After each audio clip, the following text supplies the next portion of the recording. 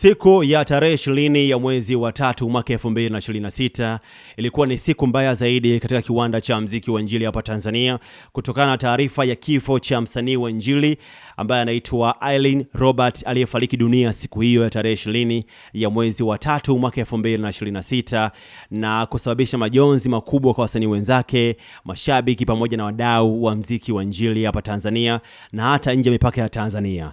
Sasa kwa upande mwingine pia kumekuwa na maswali mengi sana ambayo yamehusiana na jinsi ambavyo kifo cha Aileen Robert kimetokea, watu wakihoji kwamba alikuwa anaumwa kitu gani, kifo chake kimesababishwa na kitu gani na mambo kemkem. Sasa leo hii kuna taarifa ambayo imetoka, ni taarifa ya rais wa shirikisho la muziki nchini Tanzania ambaye anaitwa Ado Novemba.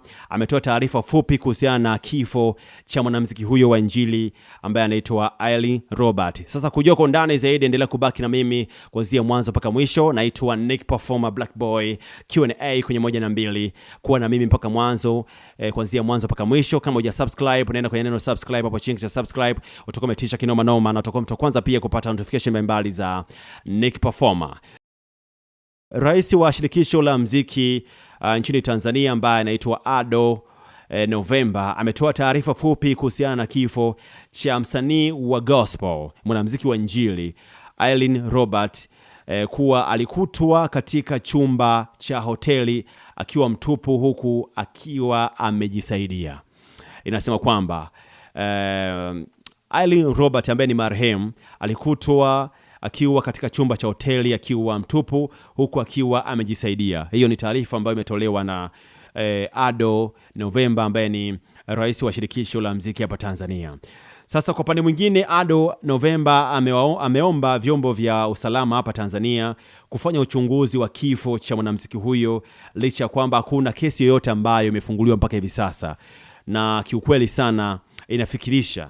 Yani amekutwa amefariki dunia katika chumba cha hoteli na akiwa mtupu na huko amejisaidia. Kwa ni taarifa ambayo kikweli inatakiwa kufanyia uchunguzi wa kina zaidi na vyombo vya usalama hapa Tanzania kujua ni kitu gani ambacho kilisababisha kifo cha mwanamuziki huyu ambaye alikuwa ni pendwa zaidi katika muziki wa Injili hapa Tanzania. Namzungumzia the late Aileen Robert.